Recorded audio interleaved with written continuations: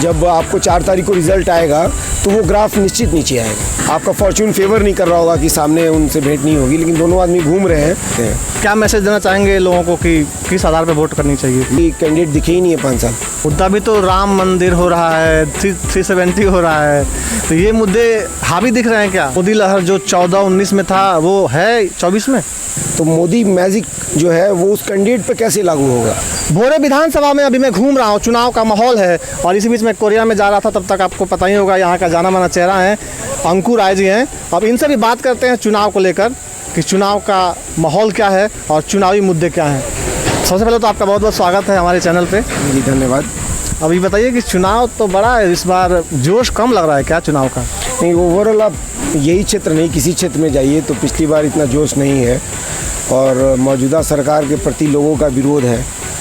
अब जो महागठबंधन के प्रत्याशी हैं उस विरोध को कितना अपने फेवर में कन्वर्ट कर पाते हैं, ये एक चैलेंजिंग काम है।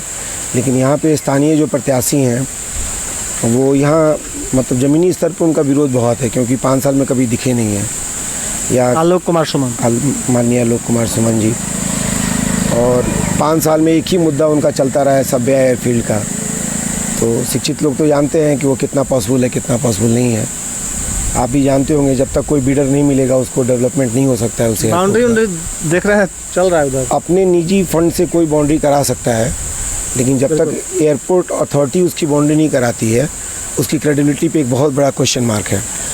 और जब तक कोई एयरलाइंस की कंपनी उसकी बिड नहीं लेती है वहाँ कुछ हो ही नहीं सकता है। तभी तो राम मंदिर हो रहा है, 370 हो रहा है, तो है बस। अब आप अगल बगल गाँव में जाके पूछिए, कोई जानता नहीं है उनको या कभी दिखे नहीं हैं। ये मैं मानता हूँ कि ये पॉसिबल नहीं है कि एज ए MP आप सब जगह घूमें जी, लेकिन कभी कभी तो कहीं कहीं दिखना चाहिए, वो भी नहीं दिखते हैं।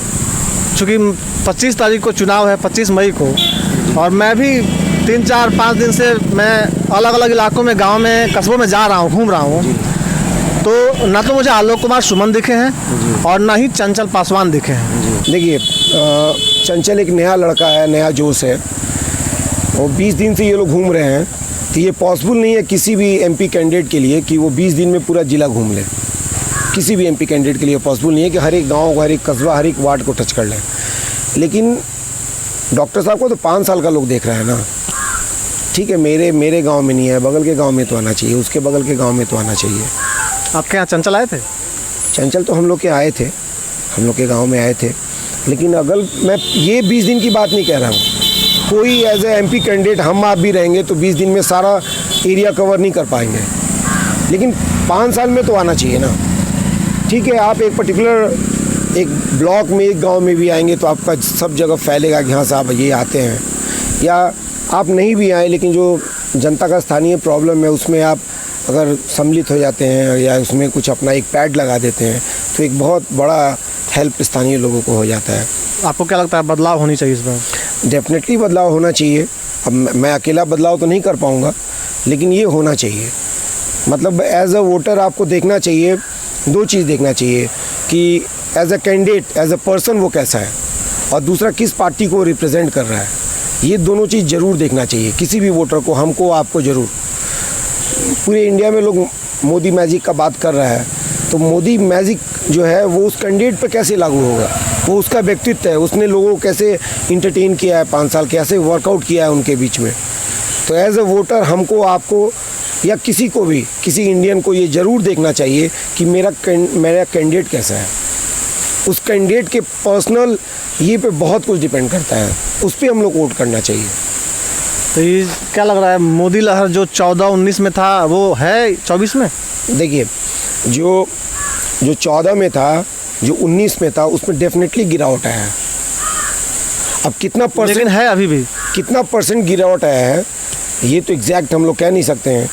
अगर एग्जैक्ट कहते तो भाई सब फोरकास्ट ही हो जाता। कोई डेटा नहीं है इसका। हाँ, लेकिन ये डेफिनेटली मान के चलिए जब आपको 4 तारीख को रिजल्ट आएगा तो वो ग्राफ निश्चित नीचे आएगा। अब वो कितना परसेंट आएगा वो विपक्ष के स्ट्रैटेजी पे, विपक्ष के वर्कआउट पे, विपक्ष के मतलब लोगों के बीच में वो कितना इंटरेक्ट किए हैं उस पर डिपेंड कर रहा है। लेकिन उस ग्राफ में ज़रूर गिरावट आएगी, या आप वो एनर्जी फील नहीं कर रहे होंगे जो 14-19 में होता।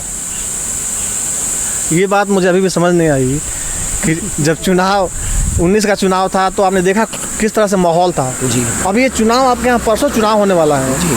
आज ना कोई प्रचार की गाड़ी देखी, ना कोई लोगों में जोश, ना कोई डोर टू डोर कैंपेनिंग। मैंने तो दोनों प्रत्याशियों को किसी को नहीं देखा, सिर्फ मुझे सुनील राम दिखे हैं 2 बार घूमते हुए, कोई घूम नहीं रहा है। देखिए, आपको स्थानीय जो जनप्रतिनिधि हैं वो लोग दिख जाएंगे, स्थानीय कार्यकर्ता दिख जाएंगे, लेकिन एज ए एमपी मतलब ये कम्प्लीटली इम्पॉसिबल है कि आप डुमरिया घाट से लेके पगरा तक पूरा एक कारपेट एरिया कवर कर लीजिए। ये this is next to impossible. कहीं तो दिखे, मैं तो भोरे गया, कटिया गया, मैं उधर मुशारी विजयपुर मैं सब घूम रहा हूँ, मुझे तो कहीं नहीं दिखे हैं। हो सकता है घूम रहे होंगे, घूम रहे हैं लोग। ये आपका फॉर्चून फेवर नहीं कर रहा होगा कि सामने उनसे भेंट नहीं होगी, लेकिन दोनों आदमी घूम रहे हैं। लेकिन ये इतना पॉसिबल नहीं है कि सब लोग कवर कर लें। लेकिन चूँकि चंचल का प्लस पॉइंट क्या है कि ये फ्रेशर है, न्यू कमर है, उसका कोई एंटी इनकम्बेंसी नहीं है। डॉक्टर साहब का एंटी इनकम्बेंसी है, उन्होंने मौका दिया है। आप गांव देहात में जाके पूछिए, लोग उनके दरवाजे पर गए हैं, लोगों से भेंट नहीं हुई है। आपने अभी बोला कि मुझे माहौल नहीं दिख रहा है, वो एनर्जी नहीं दिख रही है। ये पहली बार हम लोग गलत भी हो सकते हैं, लेकिन पिछले 20 साल में मैंने वो एनर्जी नहीं देखी है चुनाव में जो होना चाहिए। बिल्कुल। जो एक एनर्जी वोटर्स के अंदर रहता है, एक उत्साह रहता है, वो नहीं है। क्या वजह क्या लगती है? वजह जो हो, वजह खेती का टाइम भी हो सकता है, मौसम भी हो सकता है, बहुत कुछ हो सकता है। लेकिन हर बार चुनाव तो खेती के टाइम में ही होता है। मई जून अप्रैल मई में ही चुनाव होता है हर पंचवर्षीय में। नहीं, हम लोग के यहाँ लोग जागरूक हैं, हम लोग के यहाँ तो डेफिनेटली लोग बूथ पे जाएंगे, क्योंकि हम लोग के यहाँ परसेंटेज पिछली बार से कम नहीं होगा। ये मैं आपको एश्योर करता हूँ कि हम लोग के एरिया में परसेंटेज कम नहीं होगा। एक और बहुत ड्रामेटिक चेंज जो आया है पिछले 5 साल में। पहले मतलब आपको प्रचार रोडों पे दिखता था, आपको वैन पे, पोस्टर्स पे, आपको दीवारों पे लिखा हुआ, हैंडबिल्स में। अब वो बहुत कुछ आपके मोबाइल पे रोज़ दिख रहा है। एक गांव में एक गृहिणी काम करने वाली भी रोज़ देख रही है कि हमारे यहाँ क्या हो रहा है, कौन कैंडिडेट है। आप अभी अंदर गांव में जाइएगा तो वो लोग बताएंगे कौन कैंडिडेट है, क्या है। लेकिन वो कोई प्रचार गाड़ी वहाँ गया नहीं है, लेकिन वो मोबाइल पे, सोशल मीडिया पर वो लोग देख के एक बहुत ड्रामेटिक या बहुत एक अच्छा मतलब ये चेंज आया है ये। और ये स्थानीय मुद्दे कुछ चुनाव में इस बार हावी हैं गोपालगंज लोकसभा चुनाव में। सबसे बड़ा मुद्दा तो यही है कि कैंडिडेट दिखे ही नहीं है 5 साल। दिखेंगे तब तो मेरे समस्या के बारे में समझेंगे। आप यहाँ आए हैं तब आपको लगेगा कि साहब ये रोड अच्छा है, ये ख़राब है। ठीक बात। यहाँ शौचालय का ज़रूरत है, यहाँ रोड का ज़रूरत है। आप गोपालगंज से देखेंगे तो एयरपोर्ट ही दिखेगा आपको बस। उसके लिए गांव में आना पड़ेगा। तो ये मुद्दा भी तो राम मंदिर हो रहा है, 370 हो रहा है, तो ये मुद्दे हावी दिख रहे हैं क्या? नहीं, हम लोग के यहाँ हावी नहीं है मुद्दे। ये मुद्दे कुछ लोगों के अंदर में हैं, कुछ शक्तियाँ हैं जो देश को कह रहे हैं कि मतलब पूरे इतिहास में पहली बार हुआ है कि इस सरकार ने राम मंदिर जो ताला लगा था उसको बनवाया, राम को टेंट से मंदिर में पहुँचाया। देखिए, राम आस्था का चीज़ है। राम जो भगवान है वो सबके आस्थे की चीज़ है, सबके अंदर राम है। लेकिन उसको वोट से कंपेयर करना ये ठीक बात नहीं है। आपको नहीं लगता कि राम मंदिर के नाम पर वोट मांगा जाता है? वो वोट मांगा जाता है, सबका set of frame of mind अलग अलग है। प्रधानमंत्री मेरा जो सोच कहता है वो डेफिनेटली हर इंडियंस को जो वोट करना चाहिए, वो कैंडिडेट कैसा है, उसकी पार्टी कैसी है, उस पर उसको वोट करना चाहिए। ठीक बात। ये सारे मुद्दे हैं, ये आपस में भाईचारा तोड़ने वाले, बांटने वाले मुद्दे हैं।